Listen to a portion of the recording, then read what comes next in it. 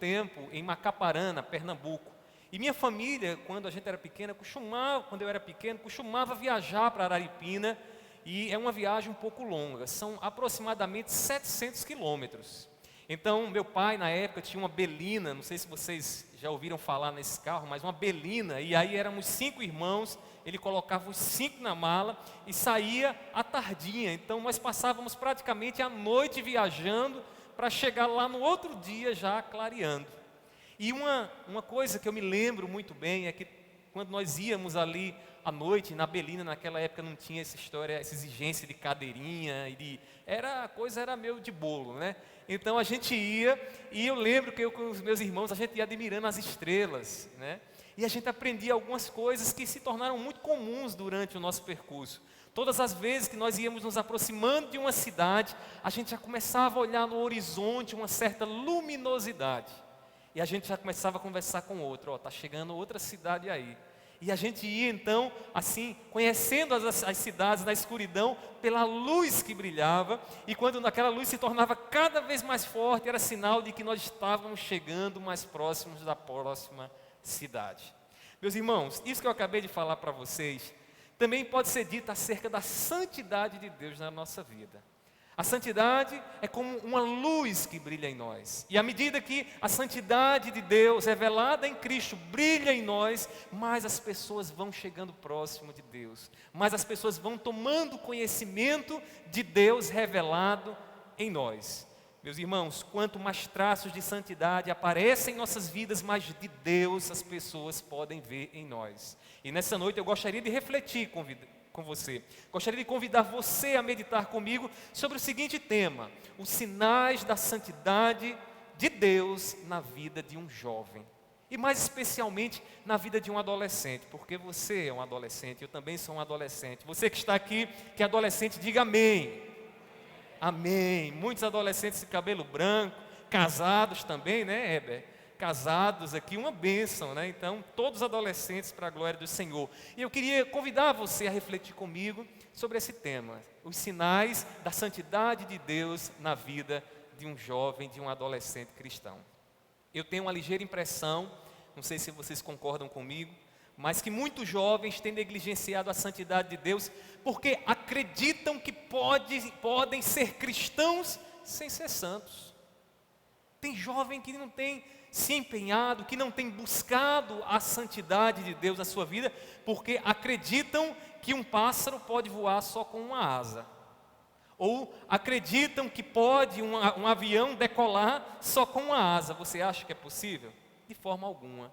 Não tem como você professar que é cristão, professar que é um servo de Cristo Jesus, e se a sua vida não evidenciar a santidade, não evidenciar a luz de Cristo em você. Meus irmãos, o escritor aos Hebreus, que é o escritor dessa carta que nós acabamos de ler, Hebreus é um daqueles livros que nós não sabemos bem quem foi que escreveu.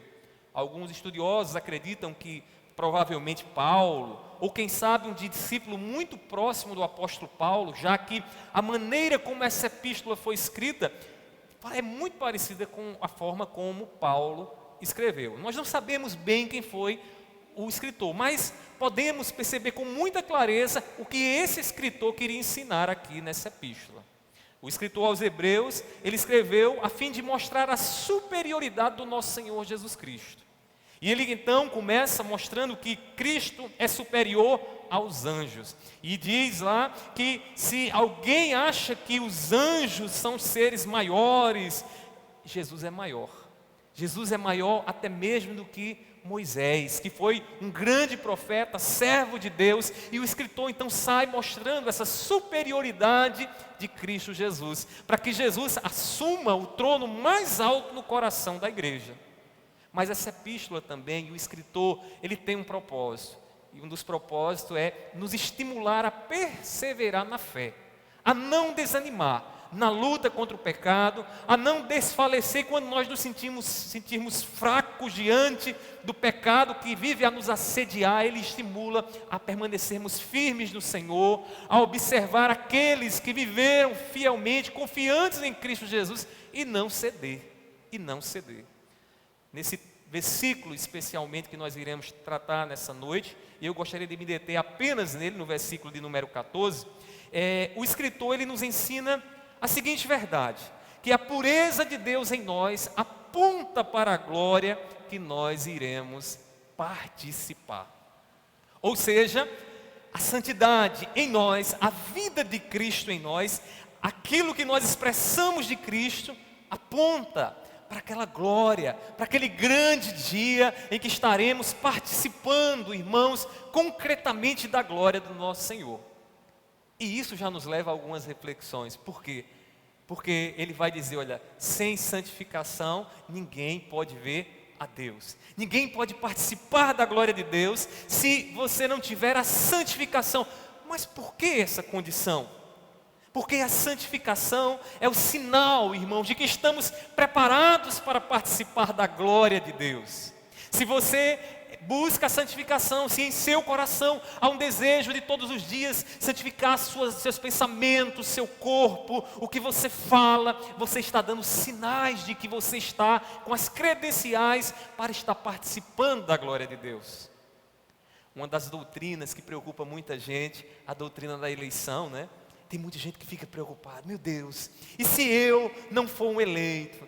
Uma vez eu conversava com alguém, a pessoa dizia para mim o seguinte, dizia, olha pastor, se eu estou me empenhando, se eu estou buscando me santificar, e no final quando eu cheguei lá, descobri que Buda era quem tinha razão, como é que vai ficar a minha vida? Aquele jovem, aquela jovem falava isso com uma preocupação legítima de entender como eu posso saber que sou um eleito de Deus. Eu vou dizer para você, sabe como é que você pode saber? A santificação na sua vida. Só os eleitos de Deus é quem estão todos os dias se santificando, buscando mais de Cristo na sua vida e evidenciando assim a luz de Cristo, e eles podem dizer, olha, eu vou participar da glória de Deus. Você pode dizer isso? Amém. Amém. Meus irmãos, diante disso, nós devemos então evidenciar alguns sinais da santidade de Deus em nós. Nós não podemos dizer que somos santos da boca para fora, não é o suficiente. Você pode ser eloquente em dizer o quanto você admira a santidade de Cristo e o quanto você entende até teologicamente o que significa a santificação, mas eu queria que você pudesse atentar agora comigo para alguns sinais, 3 sinais da santidade de Deus, do Senhor em nós. A gente poderia enumerar mais sinais, mas eu queria focar no que o autor aqui aos Hebreus, ele está dizendo nesse versículo 12, 14. Então, vejamos aqui, irmãos, o primeiro sinal da santificação na vida de um jovem cristão é a convivência harmoniosa com os seus irmãos. Em outras palavras, viver em paz, ser um pacificador. Meus irmãos, a santidade de Deus, ela deve ser evidenciada nos relacionamentos que temos uns com os outros. Os desigrejados muitas vezes dizem assim, eu tenho como ser crente em casa, eu não preciso estar convivendo com a igreja. Meus irmãos, isso não é o que a palavra nos ensina, porque a palavra do Senhor nos ensina a ter uma vida, a ter uma fé relacional. E o que isso significa? Que a vida de Cristo se evidencia em mim quando eu estou num relacionamento com o meu irmão. Você acha que tem como amar o próximo como a si mesmo, trancado num quarto? Você acha que tem como amar o próximo como a mim mesmo, se o próximo não falhar comigo? Não tem como, irmãos. Então, é relacional a vida. E aqui o escritor aos Hebreus vai nos mostrar que um dos sinais da santificação é o que? Essa convivência harmoniosa com os nossos irmãos. Aí você pergunta a mim, então pastor, o que é que eu devo fazer para conviver harmoniosamente com aquele meu irmão que está até aqui sentado do meu lado, mas que pisa no meu calo, que tira a minha paz, que me aperreia, que eu já bloqueei ele lá nas redes sociais e eu não consigo conviver bem com ele? O que é que devemos fazer? Vamos ouvir o que é que a palavra do Senhor nos diz? Irmãos, nós devemos buscar a paz de Cristo para os nossos relacionamentos.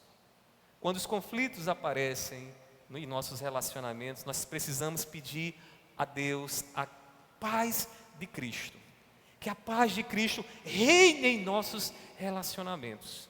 No início do versículo 14, observe na sua Bíblia, ele diz assim, em tom exortativo: procurem viver em paz. Procurem viver em paz. O que ele diz aqui, irmãos, é muito semelhante ao que Paulo diz lá em Romanos, capítulo 12, versículo 18. Eu não sei se está dando para colocar aí no Data Show, mas se der, Romanos 12, 18. Veja como é parecido, irmãos, o que o escritor aos Hebreus diz com essa passagem de Romanos 12, 18. Paulo vai dizer, olha, no quanto depender de vós, tenham paz com todos. Ou seja, se esforcem, busquem viver em paz. Se o relacionamento de vocês está afetado por alguma coisa, busquem a paz de Cristo, para que vocês possam viver harmoniosamente. Deixa eu lhe dizer uma coisa aqui. Talvez você esteja com a consciência até um pouco pesada. Pastor, eu vim para aqui, mas eu não estou bem com aquela minha colega, com aquele meu colega. Não estamos bem, não estou bem com os meus pais em casa. Talvez seja essa a sua condição. Eu quero lhe dizer que o nosso Deus é gracioso. E o que ele diz aqui é um estímulo a buscarmos a paz. O que nós precisamos olhar agora em nosso coração é que nós precisamos estar nesse trabalho, nessa atividade, continuamente de estar buscando a paz com os meus irmãos. A convivência harmoniosa, que é uma convivência pacífica, ela deve ser buscada, né, com todos. O texto não diz que é só com um grupo específico. É muito legal. Nas redes sociais mostram isso, né? As redes sociais acabam dizendo que você tem muitos amigos, mas são pessoas que pensam como você, pessoas que gostam das comidas que você gosta, aquela bolha, né, que se forma. E aí você acha que é uma pessoa muito boa de relacionamento, mas você tem sérios problemas de conviver com o diferente, né? Até na sua igreja você já tem lá a sua panelinha. O escritor aos Hebreus aqui está dizendo, da parte de Deus, o seguinte: tenham paz, e é uma paz com todos, irmãos. Procurem viver em paz com todos. Ele não diz que é um grupo específico, que é aquele pessoal que frequenta os mesmos lugares que eu frequento. São pessoas diferentes. São pessoas que muitas vezes têm um temperamento diferente do nosso, que a gente até de ouvir faz... né? Meus irmãos, a convivência harmoniosa e pacífica deve ser com todos. Entretanto, deixa eu lhe dizer uma coisa aqui. Essa paz, essa convivência harmoniosa, ela não deve ser buscada a todo custo. A todo custo.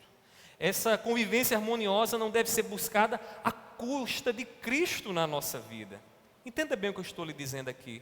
Eu não estou dizendo que você tem que ter paz, viver harmoniosamente com quem vai exigir de você que você não viva a vida de Cristo Jesus. A essas pessoas nós devemos dizer, não vou viver como você quer que eu viva.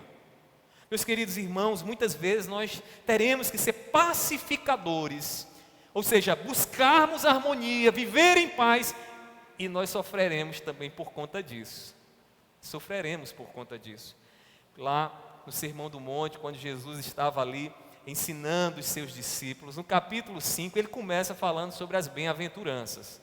As bem-aventuranças são Jesus dizendo o seguinte: vocês são abençoados porque vocês fazem isso e recebem da parte de Deus algumas promessas. No versículo 9 do capítulo 5 lá de Mateus, veja aí no slide, no versículo 5, Jesus vai dizer que bem-aventurados são quem? Os pacificadores. São felizes, são abençoados. Mas no versículo de número 11, e quando aparecer aí nos slides, aí vocês façam assim, ó, beleza, agora eu estou vendo. Ótimo, olha aí, né? Muito bem, amanhã vou levar você para comer fora, viu? É meu filho, viu? É meu filho que está passando. Amanhã ele vai comer fora, recompensa dele. Meus irmãos, no capítulo 5, versículo 9, ele diz: bem-aventurados são os pacificadores. O que são os pacificadores? Os que buscam a paz, os que buscam viver harmoniosamente. Mas no versículo 11, observe o que ele diz aí mais à frente, Mateus 5, versículo 11. Ele diz: bem-aventurados sois vós quando forem injuriados, perseguidos, maltratados. Olha que paradoxo é a vida cristã. Eu busco viver em paz, mas inevitavelmente vou conviver com perseguição, com oposição. Entenda bem aqui o que a palavra do Senhor nos diz. Você vai buscar a paz, uma paz que não deve ser à custa de Cristo. E por essa paz que você irá buscar, você vai ter que enfrentar algumas dificuldades. Nós precisamos entender muito bem isso e trazer isso para os nossos relacionamentos dentro da igreja, no nosso convívio como igreja, como corpo de Cristo. A convivência entre nós é muito semelhante a uma orquestra. Você já prestou atenção como é que uma orquestra é? Ela é formada de instrumentos diferentes, com timbres diferentes, que durante a música tocam notas diferentes. Meus irmãos, embora sejam diferentes em muitos aspectos, quando esses instrumentos eles começam a tocar juntos, o que é que acontece? Produz uma harmonia agradável, não é assim que acontece? A gente fica ouvindo e a gente quer ouvir mais, a gente se emociona com aquele som, porque aqueles acordes ali, eles tocam a nossa vida. A igreja é uma grande orquestra. A igreja tem aquele irmão mais pacato, melancólico, aquele amigo nosso que é um camarada, sempre sorridente, mas tem aquele que parece que comeu a melancia e não conseguiu digerir ainda, né? Está lá emburrado e tal. Então, a gente vai encontrar pessoas assim. Mas deixa eu dizer uma coisa a vocês, nós somos diferentes, mas quando estamos em harmonia, uma harmonia produzida pelo Espírito Santo, nós conseguimos, irmãos, refletir o som de Cristo em nós. E aí o mundo olha para nós e diz, eles são tão diferentes, mas ao mesmo tempo é uma harmonia que está acontecendo, o que eu estou vendo. Meus irmãos, nós precisamos nos esforçar para estar em paz com os nossos irmãos, porque a paz, ela evidencia a santificação em nós. Essa paz é um sinal de que nós estamos dentro desse processo que Deus começou em nossa vida, nos fazendo todos os dias mais parecidos com Cristo Jesus. Agora deixa eu lhe dizer, o processo de santificação é um processo cooperativo, onde eu trabalho, onde eu faço minha parte, mas eu também sou auxiliado pelo Espírito Santo. Você não foi chamado para conviver em harmonia com seu irmão apenas dependendo das suas forças, porque seu coração é orgulhoso, porque muitas vezes você vai dizer, eu tenho razão para não sentar do lado daquela pessoa, eu tenho razões para não estar com muito papo com aquela pessoa, mas o Espírito Santo, irmãos, põe por terra a nossa razão, e o Espírito Santo nos capacita a viver a paz, e assim sermos santificados, e assim nos parecer mais com Cristo Jesus. Então, meus irmãos, o primeiro sinal é essa convivência harmoniosa com os nossos irmãos. Amém? Se você tem esse sinal, diga amém. Amém, que coisa bonita, né? É o Espírito Santo quem produz isso em você. Mas aqui ainda, nesse versículo, nós podemos ver um outro sinal. Um outro sinal. E qual é o segundo sinal? Irmãos, o segundo sinal da santidade na vida de um jovem cristão é a busca pela vida de Cristo. A busca pela vida de Cristo. Deixa eu resumir o conceito de santidade para você. Santidade é a vida de Jesus em mim, em nós. Não existe santidade se a vida de Cristo Jesus não estiver em nós. Não tem como. A imagem e semelhança de Deus perfeitamente foi revelada em Cristo Jesus, de maneira que eu olho para Cristo e vejo o que Ele faz, o que Ele diz, a maneira como Ele se comportou, os valores que Ele comunica, a revelação que Ele traz à minha vida, e vou tomando conhecimento de Deus, e vou conhecendo mais da natureza de Deus. Santidade é a vida de Jesus em você, em você. Se você tivesse um medidor de santidade, você ia ter que medir o quanto você está cada vez mais parecido com Jesus. Meus irmãos, porque nós não podemos negligenciar a vida de Cristo, como muitos têm negligenciado por aí. Infelizmente, muita gente tem entendido equivocadamente o que significa santificação. Quer ver alguns exemplos equivocados? Tem gente que acha que santificação a gente vê pelo tamanho da roupa alheia. Então, se a roupa é assim ou assado, então está santo, não está santo. Eu não estou dizendo que você deve não se ligar para o que você veste. Eu estou dizendo que isso não define o que é santificação à luz das Escrituras. A outros se colocam uma série de regras. Esses dias eu tomei conhecimento que há uma igreja aqui em João Pessoa, que no seu estatuto diz o seguinte, que é proibido homem vestir camisa laranjada. Deixa eu ver se tem alguém de camisa laranjada aqui. E mulher andar de bicicleta. E se alguém fizer isso, estará cometendo pecado. Se comete pecado, quebrou a santificação. Quebrou a santidade. Meus irmãos, isso não é santidade.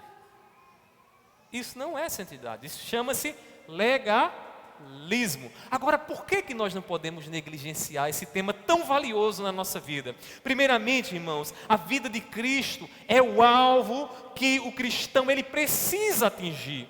É o alvo que nós precisamos mirar e caminhar em direção a Ele. Veja o que diz no versículo 14, na exortação aqui do escritor aos Hebreus, ele diz, vou ler o versículo todo: procurem viver em paz com todos e busquem a santificação. Busquem. Aqui ele está falando desse processo temporal na nossa vida. Ninguém aqui é perfeito. Tem algum perfeito aqui? Diga amém. Não tem, né? Eu pensei que alguém ia dizer que amém. Não tem. E como não somos perfeitos, nós estamos buscando essa perfeição. Então nós estamos nesse processo. Nós somos melhor hoje em Cristo Jesus, e na nossa santificação, na santificação da nossa vida, do que éramos ontem, porque o Espírito Santo está produzindo a vida de Cristo em nós, nos nossos hábitos, nos nossos valores, nos nossos pensamentos, santificando os nossos olhos, o nosso corpo para a glória de Deus. Ele está dizendo aqui, busquem, e quem busca, busca mirando um alvo. Busca mirando chegar então ao alvo. Deus ele nos deu Jesus para a nossa santificação. Veja o que Paulo diz lá em 1 Coríntios capítulo 1, versículo 30. 1 Coríntios capítulo 1, versículo 30. Acompanhe na sua Bíblia aí.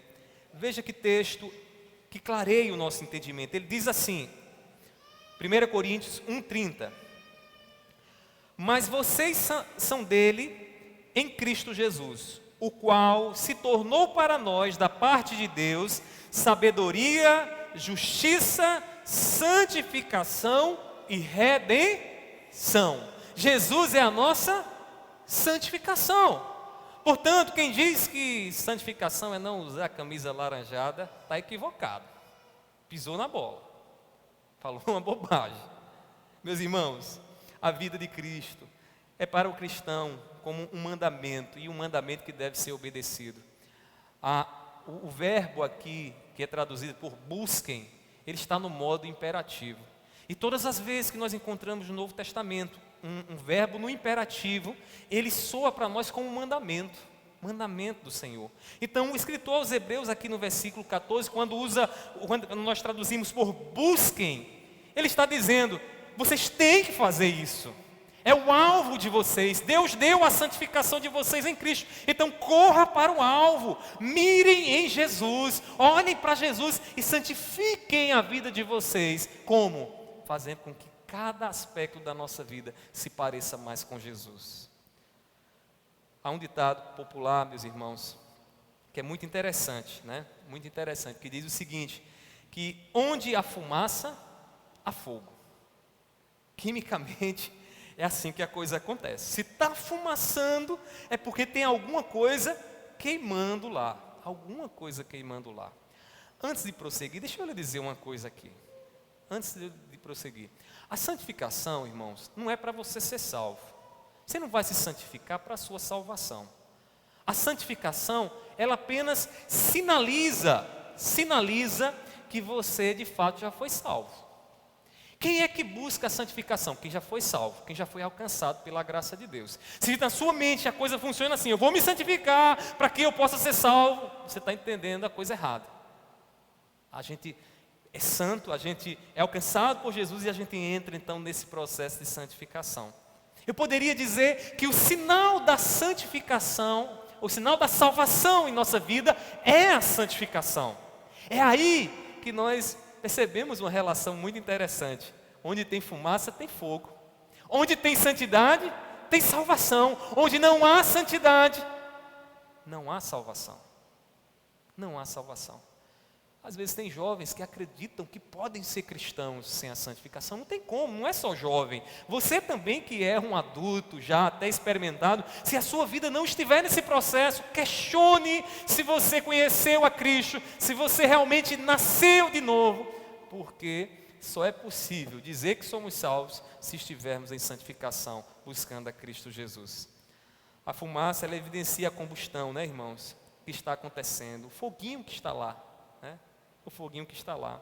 A santidade é a evidência de que a salvação está queimando dentro de nós. Às vezes a gente tem que ser seletivo. Tem pessoas que convivem conosco, mas que nos influenciam para o mal. No trabalho, na universidade, na rua, na escola. A gente convive com pessoas que não compartilham os mesmos valores que nós. E nós precisamos atentar bem para as fumaças que estão saindo dali. Porque as fumaças talvez não sejam a fumaça da santificação, mas do pecado. Não seja a fumaça da salvação, mas da impiedade. E que nós precisamos ter a sabedoria para nos afastar. Meus irmãos, busquemos a vida de Cristo em nós. Busquemos. Isso requer esforço. Essa é uma ordem que é dada a nós e que precisa ser ativada dentro do nosso coração. Se empenhe com o auxílio do Espírito Santo a viver a vida de Jesus. Se empenhe, se você quer e você pede a Deus, o Espírito Santo que está em você, vai ativar você para que você possa progredir, avançar na sua santificação. Isso demonstrará algo de suma importância para a gente. Demonstrará que você e que eu somos salvos. Demonstrará que a vida de Jesus nos transformou, que fomos alcançados pela vida de Cristo Jesus. Estão entendendo a importância que é, meus irmãos? Não dá para viver, não dá para ser cristão sem santificação. Não dá para ser cristão só participando das reuniões dos adolescentes e voltando para casa na mesma vida pecaminosa de outrora. Vindo para aqui, participando dos cultos, participando dessas atividades, louvando a Deus até com alegria, mas quando chega lá fora, a sua vida é uma vida envolvida com o pecado, se lambuzando com aquilo que não glorifica a Deus. Meus irmãos, nós precisamos repensar. Antes que você diga, pastor, mas não tem como não, eu volto lá, eu chego lá e o pecado vem de novo na minha vida. Deixa eu lhe dizer uma coisa, você não foi chamado para ser perfeito aqui. Se você for perfeito aqui, você já não está mais na terra, você já está no céu, você está glorificado. Mas aqueles que foram chamados por Cristo Jesus à santificação, eles estão em processo. E esse processo, ele precisa ser buscado, ele precisa ser vivido. Porque, irmãos, é isso que o Espírito Santo gera em nós, um desejo, uma busca, um prazer com as coisas de Cristo Jesus. Se isso não tiver no seu coração, eu lamento dizer que é possível que você esteja se enganando. É possível que você esteja com outro alvo em mente e não a Cristo Jesus. Amém? Vamos agora para o terceiro sinal que o texto nos mostra aqui. Meus irmãos, o terceiro sinal da santidade na vida de um jovem cristão é o anseio pela glória de Deus. Anseio pela glória de Deus. Quando eu falo do anseio da glória de Deus, eu lembro de uma pessoa que antes de casar, eu conversava com ela e dizia, fulana, que bom se Jesus viesse, né? Que bom que nessa noite nós dormíssemos e amanhã acordássemos já na glória. Aí a pessoa dizia, pastor, deixa eu lhe dizer uma coisa, pastor. Deixa para ansiar por isso quando eu casar. Que eu quero saber como é esse negócio de casamento, pastor. Eu ria e rio ainda. Porque às vezes a gente está assim, né? A gente não tem dimensão da glória de Deus. E a gente começa a olhar para as coisas dessa existência e dizer, não, peraí Jesus, fica mais um tempinho aí. Essa história de cantar, Maranata, a hora vem Senhor Jesus. Não, eu não quero isso não.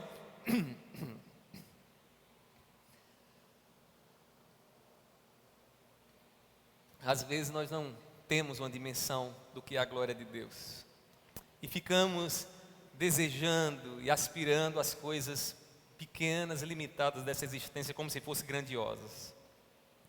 Meus queridos irmãos, em que consiste, então, o nosso anseio pela glória de Deus? Em que consiste desejar, querer a glória de Deus? Primeiramente, meus irmãos, consiste em participar da mesma natureza de Deus. Porque desejar a glória de Deus, sem estar vivendo a santidade de Deus, sem participar da santidade de Deus, é tolice.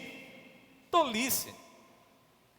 Se você pensa que vai estar diante da natureza de Deus, diante da presença de Deus, gloriosa dele, em pecado, eu vou lhe dizer uma coisa: você não vai chegar nem perto. Porque na presença do Senhor, na presença gloriosa do nosso Deus, não pode haver pecado. E é isso que o escritor aos Hebreus nos ensina aqui nesse versículo. Veja que ele diz assim, vou ler todo o versículo. Procurem viver em paz com todos e busquem a santificação. Agora o que é que ele vai falar sobre a santificação? Sem a qual ninguém verá o Senhor. A santificação, ela condiciona você. Porque se você não for santo, não adianta aspirar, desejar, querer, cantar, orar, pedindo a glória de Deus, porque é tolice para você. É tolice, você vai estar pedindo juízo sobre a sua vida. Agora deixa eu lhe dizer uma coisa maravilhosa. Cristo Jesus te santificou. Cristo Jesus morreu para levar os teus pecados. Para que você hoje, pela fé nele, possa dizer: Senhor, eu vou te ver, Senhor. Eu vou estar diante da tua santa presença. Pedro, ele nos lembra que, o apóstolo Pedro, nos lembra que o Deus que nos chamou é santo, e por isso, irmãos, aqueles que ouviram seus chamados, eles devem participar da mesma santidade desse Deus. Veja o que ele descreveu lá em 1 Pedro, capítulo 1, versículo 15 a 16. Diz assim, 1 Pedro, capítulo 1, versículo 15 e 16. Pelo contrário, assim como é santo aquele que o chamou, quem é esse? Deus. Sejam santos vocês também em tudo o que fizerem, porque está escrito: sejam santos, porque eu sou santo. Se foi Deus quem lhe chamou, você não pode permanecer do mesmo jeito. Você não pode permanecer do jeito que está. Se foi a voz de Deus que ressoou no teu coração, você ouviu Jesus dizendo: venha para mim, seja minha serva, seja meu servo. A sua vida precisa ser trabalhada, transformada. E ela passa então a participar da mesma natureza do Deus Santo a quem nós servimos. Além disso, meus irmãos, o nosso anseio pela glória de Deus, ele consiste na concretização das promessas que Deus fez para nós. Há muitas promessas, e uma delas é novo céu, é nova terra. Uma delas é um novo corpo, até um novo nome, para habitarmos eternamente com o nosso Senhor, nos deleitando nele. Ele enxugará dos nossos olhos toda lágrima. Você não vai ficar mais preocupado com a sua saúde, não vai ter mais essa preocupação. Porque você vai receber da parte de Deus um corpo imortal. E não é para ficar cantando a Deus somente, não. Você vai cantar a Ele, mas você vai glorificar e adorá-lo de inúmeras formas, vivendo para a glória dEle, andando com Ele no jardim. Você vai voltar lá para o estágio, lá no início de tudo, para viver com Deus, saboreando a árvore da vida, eternamente com o Senhor. Meus irmãos, Deus ele fez muitas promessas para nós. E o escritor aos Hebreus aqui, ele deixa implícito para nós a promessa, quando ele diz assim: ninguém verá. Observe o tempo do verbo ver. Verá, aqui é futuro. Ele está falando de algo que vai acontecer mais à frente. Sem a santificação, quando aquele grande dia chegar, quando o futuro chegar até nós, se você não for santo, se a santidade de Cristo não estiver em você, você fez um mau negócio. Você encheu um saco furado. Você perdeu a sua vida e não conseguiu chegar ao objetivo maior da vida. Quando Jesus vier julgar o pecado, e o pecador também, o salmista, ele vai trazer juízo. E o salmista, ele expressou muito bem isso, esse juízo da parte de Deus. Lá no Salmo 1, capítulo 1, Salmo 1, versículo 5, ele diz o seguinte: Por isso, os ímpios não prevalecerão no juízo, nem os pecadores na congregação dos justos. Juízo. O que o salmista está vendo aqui, irmãos, é aquele grande dia em que Jesus vai estabelecer o seu trono e vai julgar os justos e vai julgar os ímpios. Em Cristo, irmãos, nós podemos desejar a glória de Deus. Jesus, Ele nos veste com vestes santas. Vestes, irmãos, que nos prepara para a festa celestial que Deus tem reservado para nós. Certa vez, Jesus contou uma historinha acerca da graça de Deus e da maneira com que Deus chama, então, os homens para o reino dele. E ele diz que o reino de Deus é semelhante a um rei que fez uma grande festa. Comprou picanha, comprou carne para o churrasco, comprou muita Coca-Cola, né? Amém? Rapaz, é pouca gente que gosta de Coca-Cola, olha só, né? O povo aqui é tudo fitness, né? Suco, muita picanha, e aí chamou então os convidados, e diz que saíram alguns dos servos para ir convidar essas pessoas que foram convidadas. Chegou lá, alguns diziam: eu não vou para essa festa porque eu estou muito ocupado, eu tenho que arrumar alguma coisa ali no meu sítio. O outro diz: eu estou muito atarefado, estou muito cansado, trabalhei o dia todo, não vou para essa festa. O rei ficou tão chateado que disse o seguinte: volte e agora você vai para as encruzilhadas. Ao chegar nas encruzilhadas, aqueles que forem passando você vai chamando e diga: olha, vamos comer picanha de graça, vamos beber suco de graça, vamos tomar Coca-Cola de graça. E aí diz que o povo foi chegando para essa festa. E quando o rei então chega na festa, o que é que ele percebe? Ele percebe que muitos são chamados, muitos foram chamados para participarem daquela festa, só que tinha um probleminha. Tinha no meio daqueles que foram chamados os penetras. Você sabe o que é o penetra, né?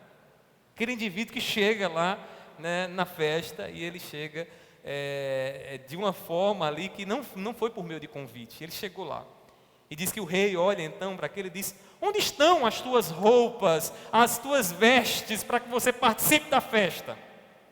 E aí diz que o rei, com muita autoridade, diz: pega esse indivíduo, amarra as mãos dele, amarra os pés dele e lança fora, porque ele não tinha as vestes para participar da festa. Ele não estava vestido apropriadamente para gozar das bodas do Cordeiro, da festa que o rei preparou. Meus irmãos, a santificação de Cristo, essa é a veste que Deus nos dá, para que nós possamos participar da festa que Deus preparou para mim e para você.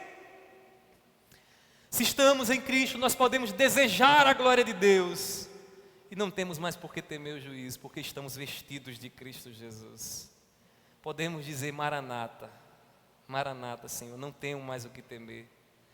Deixa eu dizer uma coisa para você: deseje, meu querido irmão, adolescente, você que está aqui, deseje de todo o coração ver a glória de Deus. Não se compara à paisagem mais bela que você já viu.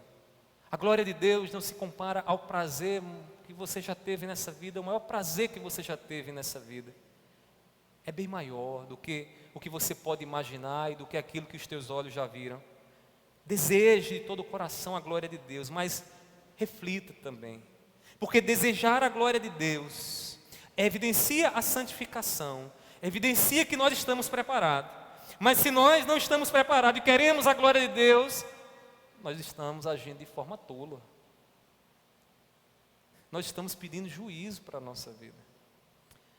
Confie na santidade de Jesus e você poderá participar da glória de Deus com toda alegria, viver eternamente com o Senhor.